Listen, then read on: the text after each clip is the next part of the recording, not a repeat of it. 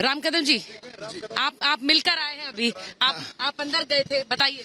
देखिए, विधायक के तौर पर विधानसभा ने जो अधिकार दिए हैं तो उस अधिकारों के तहत जेल के भीतर गए थे और भीतर जाकर के देश की जनता की आवाज है कि कानून का कोई भी उल्लंघन न करे, कानून को कोई भी न तोड़े।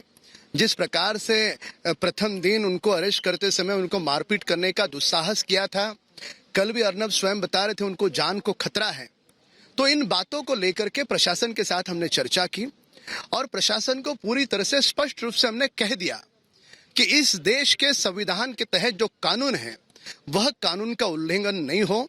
जेल में जो भी होगा उसके लिए एक मैन्युअल बना है, मानव अधिकार बने हैं और मानव अधिकार के तहत उसका पूरी तरह से सम्मान किया जाए। ये विधायक के रूप में और देश के 130 करोड़ लोग जो अर्नब से प्यार कर रहे हैं उनकी बात जाकर के हमने प्रशासन के साथ रखी। My life is under threat वो कह रहे थे, तो पूरा देश उनके लिए फिक्रमंद है। नहीं, अब ऐसा है कि मैं ऐसा मान करके चलता हूं कि 4 दिन पहले अर्नब जी का जो कद था वह कद आज 100 गुना अधिक बढ़ चुका है। हर घर में पूजा हो रही है, कई हवन हो रहे हैं, कई लोग सड़कों पर उतर रहे हैं, निदर्शन कर रहे हैं, महाराष्ट्र सरकार की छीतू कर रहे हैं। लोकतंत्र का जिस प्रकार से गला घोटा जा रहा है, रावण राज है, उसके प्रति लोगों के मन में आक्रोश है। पर साथ साथ में हर घर की माँ, हर घर के पिता, हर घर का नन्हा बच्चा दिल से परमात्मा से कह रहा है कि अर्नब जल्द से जल्द रिहा हो। और मुझे विश्वास है, मेरी मनोदेवता मुझसे कहती है कि आने वाले आज या कल के दिन में निश्चित तौर पे अर्नब रिहा होंगे, उनकी जमानत होगी। और मैं तो उस पल का इंतजार कर रहा हूं कि भारत पूछता है, भारत में हाथ की मुट्ठी उठाकर पहला जो जोश था उससे और दुगने जोश में मुट्ठी उठाकर के वे कहे पूछता है भारत, और सच्चाई देश और दुनिया के सामने इसी प्रकार से उजागर करते रहे। सच की आवाज नहीं दबेगी, अर्नब नहीं हारेंगे, अर्नब नहीं झुकेंगे। ये लड़ाई अर्नब गोस्वामी जी की अकेले की नहीं है, ये पूरे देश की लड़ाई है। जो महाराष्ट्र आप अर्नब से मिल पाए या फिर अंदर नहीं मिलने दिया? नहीं, ऐसा है कि प्रशासन से पूरी चर्चा की, नियमों के तहत मिलने के लिए फॉर्मेलिटीज होती है, परिवार के लोग मिले जाते हैं, परिवार को पूरी तरह से हक है मिलने का।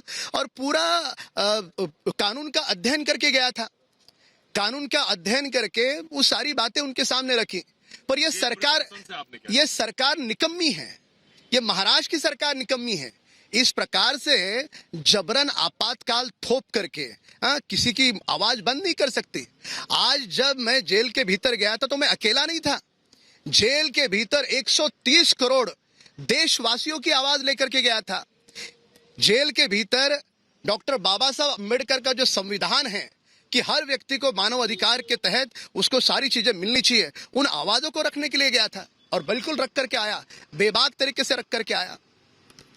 आप अंदर गए, आपने जेल प्रशासन से बात की, आपने अर्नब को की सुरक्षा को लेकर जो चिंताएं हैं उनको भी सामने रखा होगा राम कदम? नहीं, हम जेल प्रशासन से मिलते हुए महाराष्ट्र सरकार को हमने संदेश देने का प्रयास किया कि अर्नब अकेले नहीं है।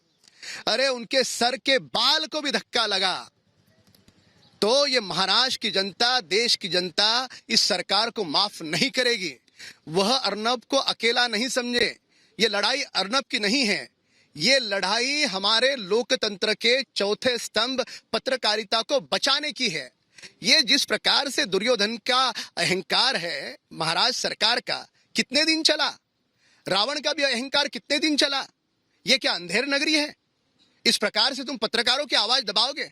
अरे महाराष्ट्र के गृह मंत्री को और मुख्यमंत्री को, मैं तीसरे टर्म का विधायक हूं, भाजपा का नेता हूं, प्रवक्ता हूं, मैंने स्वयं खत लिख करके चिट्ठी लिखी कि आप मुझे मिलने का समय दें। अरे ये सरकार विधायक को नहीं मिलती तो 11 करोड़ लोगों को क्या मिलेगी सरकार? इनके शिवसेना के नेता राज्यपाल से जाकर के मिलते हैं, कहते हैं कि मुख्यमंत्री के पास समय नहीं है, शिवसेना के कार्यकर्ताओं से भी नहीं मिलते, किससे मिलेंगे? आज इस सरकार ने चुल्ली भर पानी में डूब मरना चाहिए। महाराष्ट्र की सरकार ने गृह मंत्री से राज्यपाल बात करते हैं, ये कितना बड़ा महाराष्ट्र सरकार का फेलियर है। ऐसी नौबत क्यों आई? राज्यपाल जी स्वयं गृह मंत्री से बात कर रहे हैं, ऐसी नौबत आई क्यों? इसका पहला जवाब दे। आज जनता में आक्रोश है। इस कड़ी धूप में आप देखो, ये सारे लोग अर्नब के साथ खड़े हैं।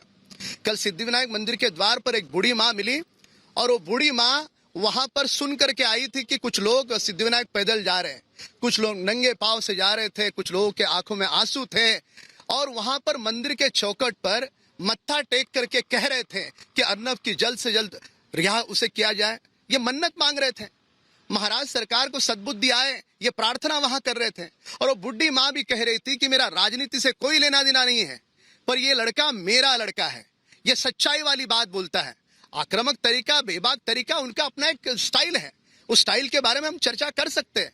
पर इनका विरोधी भी आदमी ये कहता है कि अर्नब जो भी बोल रहे हैं वो सच्चाई बोल रहे हैं। तो फिर महाराज की सरकार को बौखलाहट कौन सी है? ये डरपोक सरकार है। अगर इनमें भय नहीं होता, डर नहीं होता, तो सुचारिता जी ये रिपब्लिक टीवी के सवालों का जवाब देती। इनके पास जवाब नहीं है, इनकी बोलती बंद हो गई है। धृतराष्ट्र की भी सरकार लंबी नहीं चली, ये कौरव की सेना है। जीत हमेशा सच की होती है, इस समय जीत देश के 130 करोड़ लोगों की होगी।